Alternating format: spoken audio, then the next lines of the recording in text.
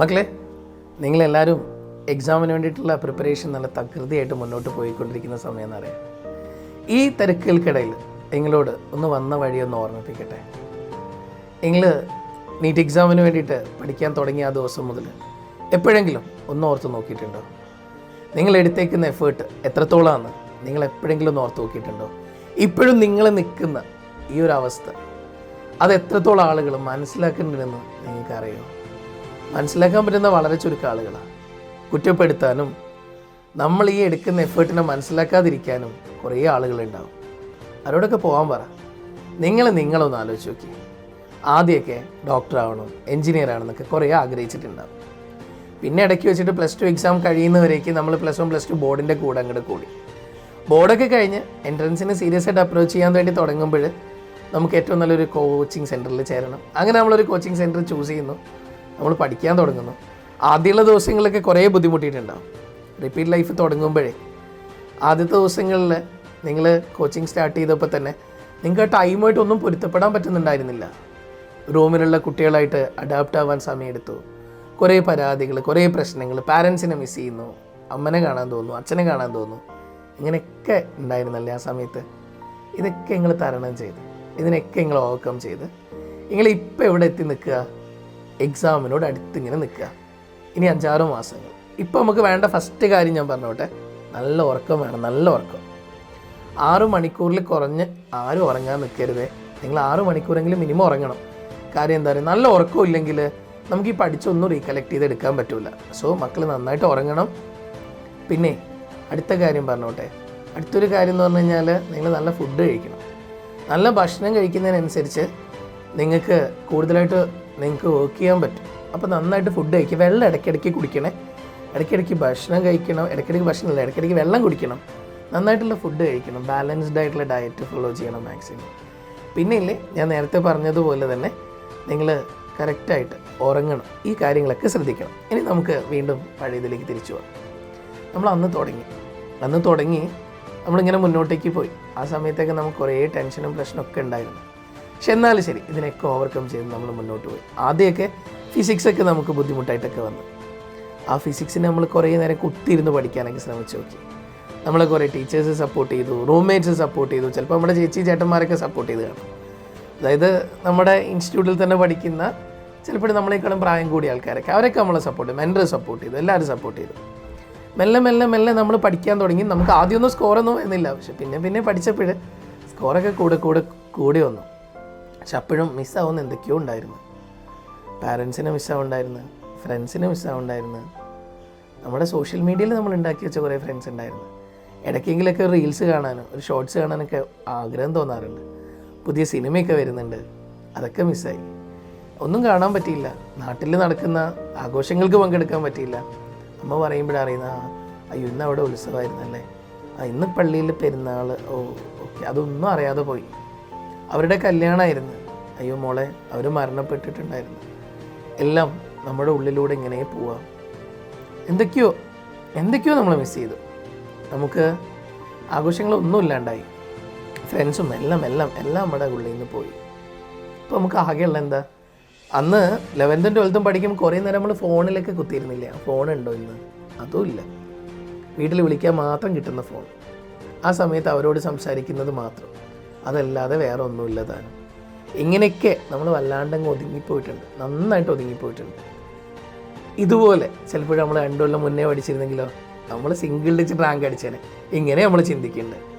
ഇത്രയായിട്ടും ഞാനൊന്നും ആയില്ലല്ലോ, ഇനിയുള്ള സമയത്ത് എനിക്ക് പറ്റുമോ, അങ്ങനെയും ചിന്തിക്കുന്നവരുണ്ട്. എന്തൊക്കെയോ ആവട്ടെ, നമ്മൾ ഇവിടെ വരെ എത്തിയില്ലടാ. ഈ സമയം വരെ നമ്മൾ താണ്ടിയില്ലേ. നമ്മളെ കൂടെ പഠിച്ച ആരോടെങ്കിലും ഒരു 10 പേരോട് ചോദിക്കും ഇതുപോലെ നിങ്ങൾക്ക് പറ്റുമോയെന്ന്. നിങ്ങൾ ഇപ്പോൾ പോകുന്ന ആ ഒരു കണ്ടീഷനിലൂടെ പോകാൻ പറ്റുമെന്ന്. ആർക്കും പറ്റൂല.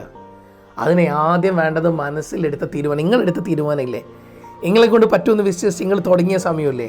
ഇപ്പോഴും നിങ്ങളെ ജീവനായിട്ട് നിങ്ങൾ കാണുന്നില്ലേ നിങ്ങളെത്താൻ പോകുന്ന നിങ്ങളുടെ പ്രൊഫഷനെ. ആ തൻ്റെ ഇടം വേണം, അങ്ങനെ ചിന്തിക്കാനുള്ള മനസ്സ് വേണം അവർക്ക്. എന്നാലേ നിങ്ങൾ എടുക്കുന്ന പോലത്തെ എഫേർട്ട് എടുക്കാൻ പറ്റും. നിങ്ങളുടെ ലൈഫ് ഒന്ന് തുറന്നു പറഞ്ഞു നോക്കി ഞെട്ടും പലരും. ഒരു എൻട്രൻസിന് പഠിക്കുന്ന കുട്ടിയുടെ ലൈഫ് എന്താണെന്ന് സത്യം പറഞ്ഞു കഴിഞ്ഞാൽ ആരും കൂടുതലായിട്ട് തുറന്നു പറഞ്ഞില്ല തോന്നുന്നു. അങ്ങനെ പറയുന്നൊരു കാര്യം കേൾക്കാൻ ആരൊക്കെയോ നിൽക്കുന്നുണ്ട്. അത് കേൾക്കുന്ന ഒരാൾക്ക് ഭയങ്കര ടെൻഷനാവും. അയ്യോ ഇത്രയൊക്കെ എൻ്റെ കുട്ടി സഫർ ചെയ്തിട്ടുണ്ടായിരുന്നു, ഇത്രയൊക്കെ അനുഭവിച്ചിട്ടുണ്ടായിരുന്നു. സത്യം പറഞ്ഞാൽ അത്രയ്ക്ക് അടിപൊളി നിങ്ങൾ, അത്രയും കഷ്ടപ്പെട്ട കുട്ടികളെ നിങ്ങൾ. സോ മക്കളെ ഒരു കാര്യം ആലോചിച്ച് നോക്കി, ഈ സമയത്ത് ഇനി നമ്മുടെ ഉള്ളിൽ വേണ്ടാത്തൊന്നും തോന്നണ്ട കേട്ടോ. അത്രയും കണ്ട് എഫേർട്ട് എടുത്തല്ലേ. ഇനി എന്തിനീ കഴിഞ്ഞ തവണയൊക്കെ നാട്ടിൽ പോയ സമയത്ത് ഫ്രണ്ട്സൊക്കെ പല കോളേജിലൊക്കെ അഡ്മിഷനൊക്കെ ആയിട്ടുണ്ടാവും അല്ലേ. അപ്പോൾ അതൊക്കെ ഇടയ്ക്ക് ഒന്ന് നോക്കിയപ്പോൾ അത് പിന്നും ടെൻഷനായി. അയ്യോ അവരൊക്കെ കയറി ഇവിടെ പോയി അവിടെ പോയി, ഞാനിപ്പോഴും ഇങ്ങനെയല്ലേ. അവരാരെങ്കിലും ഫോണിൽ കണക്ട് ചെയ്തിട്ടുണ്ടെങ്കിൽ വീണ്ടും മനസ്സിനൊരു വിഷമം ഉണ്ടായിട്ടുണ്ടാവും. കാരണം എന്താണെന്ന് കഴിഞ്ഞാൽ അവരെല്ലാവരും ഭയങ്കര ഹാപ്പിയാണ്, അവരെല്ലാവരും ഹാപ്പി ആയിട്ടിരിക്കുന്നുണ്ട്, നമുക്ക് മാത്രം അങ്ങനെ ഹാപ്പി ആവാൻ പറ്റുന്നില്ല. പക്ഷെ ഒരു കാര്യം ചിന്തിച്ചിട്ടുണ്ടോ, 5.5 മാസത്തിന് ശേഷം ഏറ്റവും കൂടുതൽ ഹാപ്പി ആവുന്നവരാരാ? അത് നിങ്ങളല്ലേ, നിങ്ങൾ തന്നെയാണ്. കാരണം എന്താണെന്നറിയോ, നിങ്ങളുടെ ജീവിതത്തിൽ ഏറ്റവും വലിയൊരു ലക്ഷ്യത്തിലേക്ക് നിങ്ങൾ എത്തിയിരിക്കുന്നത്, നിങ്ങളുടെ ജീവിതത്തിൽ ഏറ്റവും വലിയൊരു ടാസ്ക്കാണ്, ഏറ്റവും വലിയൊരു കടമ്പയാണ് നിങ്ങൾ കടന്നേക്കുന്നത്. ഈ പറഞ്ഞ ഈസി വഴിയിലൂടെ പോയ ആൾക്കാർക്ക് ആർക്കെങ്കിലും നിങ്ങളുടെ വേദന അറിയോ, നിങ്ങളുടെ കഷ്ടപ്പാടുകൾ അറിയോ? ഇങ്ങനെ എഫേർട്ട് എടുത്ത് കിട്ടുന്ന ആ ഡിഗ്രിക്ക് ഭയങ്കര വാല്യൂടാ. ആ MBBSന് എത്രത്തോളം മഹത്വം ഉണ്ടെന്ന് അറിയണമെങ്കിൽ നിങ്ങളെപ്പോലെ കഷ്ടപ്പെടണം. അല്ലാതെ ഈസി ചുള്ളു വിലയ്ക്ക് കാര്യം കിട്ടി ഇങ്ങോട്ട് പോയ ആളുകൾക്ക് നിങ്ങളുടെ എഫേർട്ട് എങ്ങനെ മനസ്സിലാക്കാൻ പറ്റുന്നത്? ഇത്രയും കാലം എഫേർട്ട് എടുത്തല്ലേ മക്കളെ. നല്ല കുട്ടികളായിട്ട് ഇനിയുള്ള 5.5 മാസം പതറിപ്പോവാതെ, ഒരു രീതിയിലും പിന്നോട്ടേക്ക് പോവാതെ, മനസ്സൊരിക്കലും വേദനിക്കാതെ നല്ല പോലെ മുന്നോട്ടേക്ക് പോകും. നിങ്ങളുടെ കൂടെ നമ്മളുണ്ടാവും ഉറപ്പായിട്ടും. ഇൻസ്റ്റിറ്റ്യൂട്ടിൻ്റെ സപ്പോർട്ട് എപ്പോഴും ഉണ്ടാവും. എന്ത് കാര്യങ്ങൾക്കും മക്കൾക്ക് കോൺടാക്ട് ചെയ്യുക. ഉറപ്പായിട്ടും നിങ്ങൾക്ക് എന്ത് വിഷയം ഉണ്ടെങ്കിലും എന്ത് വിഷമം ഉണ്ടെങ്കിലും നിങ്ങൾക്ക് വിളിക്കുക, ഞങ്ങളുണ്ടാവും കൂടെ. ഇവിടെ കുറച്ച് കുട്ടികളിൽ നിന്ന് ഏറ്റവും നല്ല റിസൾട്ട് ഉണ്ടാക്കാൻ വേണ്ടി JPC എന്നും ശ്രമിക്കാറുണ്ട്. അതുകൊണ്ട് തന്നെയാണ് കഴിഞ്ഞ വർഷങ്ങളൊന്നും ആലോചിച്ചാൽ മതി. ആദ്യത്തെ 20 റാങ്കിനുള്ളിൽ നിങ്ങൾ കേൾക്കുന്ന കേരളത്തിലെ വലിയ വലിയ സ്ഥാപനങ്ങളൊന്നുമില്ല. ഓക്കെ, ഒരു 17 റാങ്കുകൾ കേരളത്തിലെ ഏറ്റവും വലിയ സ്ഥാപനം കൊണ്ടുപോയി. 18, 19, 20 റാങ്കുകൾ വാങ്ങിക്കാൻ കുഞ്ഞു 3 സ്ഥാപനങ്ങളെ ഉണ്ടായിട്ടുള്ളൂ. അല്ലാതെ നിങ്ങൾ ചില 4,000, 10,000, 15,000 കുട്ടികൾ പഠിക്കുന്ന സ്ഥാപനങ്ങളിൽ ആദ്യത്തെ 20-നുള്ളിൽ ആരും എത്താതെ ഉണ്ടായിട്ടുണ്ടായിരുന്നു. അപ്പം നമുക്ക് അവിടെ എത്താൻ പറ്റിയിട്ടുണ്ടെന്നാണെങ്കിൽ 224 കുട്ടികളിൽ നിന്ന് ഒരാൾ ആദ്യത്തെ 20-നുള്ളിലും പിന്നെ ഒരാൾ 56ാമത്തെ റാങ്കും വാങ്ങിച്ചിട്ടുണ്ടെന്നാണെങ്കിൽ അത് ആ കുട്ടികളെടുത്ത എഫേർട്ട് കൊണ്ട് തന്നെയാണ്. അതിൻ്റെ ചെറിയൊരു പോർഷൻ നമ്മുടെ ഇൻസ്റ്റിറ്റ്യൂട്ടിൻ്റെയും കൂടെ കഴിവാണ്. ബാക്കിയെല്ലാം ആ കുട്ടികളെടുത്ത എഫേർട്ടാണ്. മക്കളെ, നിങ്ങൾ എപ്പോഴാണോ നിങ്ങളുടെ മാക്സിമം എഫേർട്ട് എടുക്കാൻ തയ്യാറാവുന്നത്, ഇനിയുള്ള സമയത്ത് മാക്സിമം എഫേർട്ട് എന്ന് പറയുമ്പോൾ ഒരിക്കലും ഒരാൾ ഉറങ്ങാതിരുന്നിട്ടും കഷ്ടപ്പെട്ടിട്ടും ചിന്തിക്കരുത്. നിങ്ങളുടെ മാക്സിമം എഫേർട്ട് എടുത്തിട്ട് നിങ്ങൾ എപ്പോഴാണോ ഇറങ്ങാൻ തയ്യാറാവുന്നത്, അങ്ങനെ ആണെങ്കിൽ അടുത്ത വർഷം 2025 മെയ് 4-ാം തീയതി നിങ്ങൾ പറയും ഈ അവസാനത്തെ 5.5 മാസത്തിൻ്റെ കഥ, ഈ 5.5 മാസം നിങ്ങളെടുത്ത എഫേർട്ടിൻ്റെ കഥ, 5.5 മാസം നിങ്ങളുടെ കഷ്ടപ്പാടിൻ്റെ കഥ. ഇതുവരെ ആരും കഷ്ടപ്പെട്ടിട്ടില്ല എന്നല്ല, ഇത്രയും കാലം നിങ്ങൾ കഷ്ടപ്പെട്ടു. നിങ്ങളുടെ കഷ്ടപ്പാട് ഒരു വർഷം അതിൻ്റെ റിസൾട്ടോ നിങ്ങളുടെ ജീവിതകാലം മുഴുവൻ, നിങ്ങളുടെ ലൈഫ് എന്താണ്, നിങ്ങളുടെ പ്രൊഫഷൻ എന്താണ് തീരുമാനിക്കുന്ന ആ എക്സാമിന് ഇനി കുറച്ച് ദിവസം കൂടെയുള്ളൂ. വേഗം അതങ്ങ് തീർത്തിട്ട് നല്ല മക്കളായിട്ട് വീട്ടിൽ പോയിട്ട് ഹാപ്പി ആയിട്ടിരിക്കണ്ടേ, എല്ലാവരുടെയും കൂടെ സ്പെൻഡ് ചെയ്യണ്ടേ. ഇത്രയും കാലത്തെ കഷ്ടപ്പാടുകൾ എല്ലാവർക്കും അറിയാം. ആ കാര്യങ്ങൾ നമുക്ക് പറയണം നാട്ടിനോട്, ഇനി പോകാൻ പോകുന്ന കുട്ടികളോട്. അവർക്ക് സപ്പോർട്ട് കൊടുക്കാൻ നിങ്ങളും ഉണ്ടാവണം നാളെ നല്ല മെൻറ്റേഴ്സായിട്ട്. ഓക്കെ മക്കളെ, കാണാം നമുക്ക്. Thank you.